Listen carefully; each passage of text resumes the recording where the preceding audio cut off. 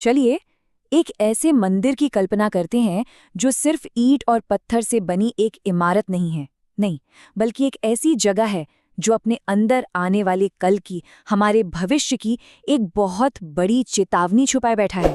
क्या सच में एक मंदिर हमें भविष्य के बारे में बता सकता है, एक ऐसी चेतावनी दे सकता है? देखिए, कहा तो यही जाता है कि जिस दिन ये मंदिर समुद्र की लहरों में समा जाएगा, उसी दिन इस दुनिया में कलयुग के अंत की शुरुआत हो जाएगी। और देखिए पिछले कुछ सालों में ना यहाँ कुछ बहुत ही अजीब घटनाएं हुई हैं। जैसे एक बहुत बड़ा गरुड़ आया और मंदिर का ध्वज ही उठा ले गया। फिर कुछ समय बाद वही पवित्र ध्वज रहस्यमय तरीके से जल गया। और सुनिए, इतिहास में पहली बार मंदिर के शिखर पर गिद्ध और चीलें मंडराने लगीं। इतना ही नहीं, शिखर से एक बहुत भारी पत्थर भी गिरा। अब ये महज इत्तेफाक तो नहीं हो सकता है ना। ये सब किसी एक बहुत बड़ी अनकही कहानी की तरफ इशारा कर रहा है। इन सभी घटनाओं का कनेक्शन 500 साल पुराने एक ग्रंथ से जुड़ा जाता है। नाम है भविष्य मालिका।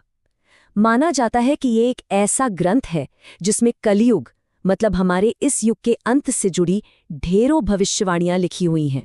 भविष्य मालिका में साफ साफ बिल्कुल स्पष्ट लिखा है, जिस दिन मंदिर के ध्वज में आग लग जाएगी तो समझ लेना कि अंत की शुरुआत हो चुकी है। और पता है क्या, ये हुआ 19 मार्च 2020 को। हवा का एक तेज झोंका आया और मंदिर के शिखर पर लगा हुआ ध्वज पास में जल रहे दिए से टकराया और उसमें आग लग गई। लोगों ने इसे सीधा उस सदियों पुरानी भविष्यवाणी से जोड़कर देखा। लेकिन इन भविष्यवाणियों की पूरी कहानी समझने से पहले हमें इस मंदिर के उन सख्त और अटूट नियमों को समझना होगा। यही नियम तो है जो इसे इतना अनोखा बनाते हैं, इसकी शक्ति का आधार है। यहाँ के नियम इतने कड़े हैं, इतने कड़े कि किसी का पद या उसकी शोहरत कोई मायने नहीं रखती। सोचिए, भारत की प्रधानमंत्री इंदिरा गांधी तक को यहाँ प्रवेश नहीं मिला। वजह, क्योंकि उन्होंने गैर हिंदू से शादी की थी। अरे हमारे संविधान निर्माता डॉक्टर B.R. अम्बेडकर को उनकी जाति की वजह से रोक दिया गया। और तो और नोबेल पुरस्कार विजेता रविंद्रनाथ टैगोर को भी ब्रह्म समाज से जुड़े होने के कारण अंदर नहीं जाने दिया गया। साल था 1934। महात्मा गांधी अपने एक समूह के साथ यहाँ आए जिसमें कुछ गैर हिंदू भी शामिल थे। जब उन्हें दरवाजे पर ही रोक दिया गया तो उन्होंने एक बहुत बड़ी बात कही। उन्होंने कहा, जहां मेरे हरिजन भाइयों को अंदर आने की इजाजत नहीं, वहां मैं भी नहीं जाऊंगा। तो इन सख्त नियमों के अलावा इस मंदिर का एक और पहलू है जो इसे असाधारण बनाता है, और वो है इसका जबरदस्त इतिहास जिसने न जाने कितने तूफान झेले हैं। इस मंदिर का जिक्र स्कंद और ब्रह्म पुराण जैसे बहुत प्राचीन ग्रंथों में मिलता है। फिर 12वीं सदी में राजा अनंत वर्मन चोट गंगादेव ने इसे दोबारा बनवाया।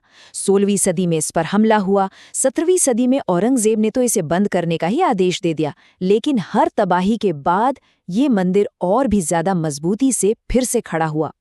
इतिहासकारों के मुताबिक इस मंदिर ने एक दो नहीं बल्कि 18 बार बड़े बड़े हमलों और लूटपाट का सामना किया है, लेकिन हर बार इसका पुनर्निर्माण हुआ। ये इसकी अद्भुत सहनशीलता और दिव्यता का जीता जागता सबूत है। इतिहास और नियमों के अलावा यहाँ हर रोज कुछ ऐसे चमत्कार होते हैं जो आज के विज्ञान की समझ से भी बिल्कुल परे हैं। देखिए, मंदिर के शिखर पर जो पवित्र ध्वज लगा है वो हमेशा हमेशा हवा के उल्टी दिशा में लहराता है। हवा चाहे समुद्र से जमीन की ओर चले या जमीन से समुद्र की ओर, ध्वज अपनी ही धुन में हवा के बिल्कुल विपरीत लहराता रहता है। इस रहस्य को आज तक कोई नहीं सुलझा पाया है। इस ध्वज को बदलने की एक परंपरा है जो पिछले 800 सालों से चली आ रही है। हर रोज एक पुजारी 213 फीट ऊंचे शिखर पर चढ़ता है। लेकिन कभी सोचा है कि अगर ये परंपरा एक भी दिन के लिए टूट जाए तो क्या होगा? यहाँ ऐसी मान्यता है कि अगर किसी भी दिन ये ध्वज नहीं बदला गया तो मंदिर को अगले 18 सालों के लिए बंद करना पड़ जाएगा। सोचिए जरा, ये एक ऐसी जिम्मेदारी है जिसे सदियों से बिना एक भी दिन चूके निभाया जा रहा है। अच्छा, अब बात करते हैं मंदिर की उस चमत्कारी रसोई की जिसे अटका रसोई या दुनिया की सबसे बड़ी रसोई भी कहा जाता है। कमाल की बात यह है कि यहाँ बना प्रसाद कभी कम नहीं पड़ता, चाहे दर्शन करने वाले 2000 लोग हों या 20 लाख। और यहाँ खाना पकाने का तरीका तो विज्ञान को खुली चुनौती देता है। जरा सोचिए, 7 मिट्टी के बर्तनों को लकड़ी की आग पर एक के ऊपर एक रख दिया जाता है। अब लॉजिक तो यही कहता है कि सबसे नीचे यानी आग के सबसे पास वाले बर्तन का खाना पहले पकना चाहिए, पर यहाँ ठीक उल्टा होता है। सबसे ऊपर वाले बर्तन का खाना पहले पकता है और सबसे नीचे वाला सबसे आखिर में। है ना कमाल? और रहस्य यही खत्म नहीं होते। जैसे ही मंदिर के सिंह द्वार यानी मेन गेट के अंदर कदम रखते हैं, बाहर गरज रहे समुद्र की लहरों का शोर अचानक रहस्यमय ढंग से गायब हो जाता है।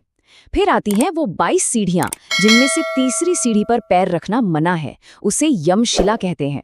मान्यता है कि उस पर पैर रखने से सारे पुण्य नष्ट हो जाते हैं। और पास में ही वो जगह भी है जहां कहते हैं कि भगवान जगन्नाथ ने समुद्र को काबू में करने के लिए हनुमान जी को जंजीरों में बांध दिया था। तो सवाल ये उठता है कि क्या ये सारे रहस्य, ये अटूट नियम, सदियों का इतिहास और रोज होने वाले चमत्कार, ये सब मिलकर किसी एक बड़े भविष्य की तरफ इशारा कर रहे हैं? चलिए भविष्य मालिका की एक और भविष्यवाणी पर नजर डालते हैं।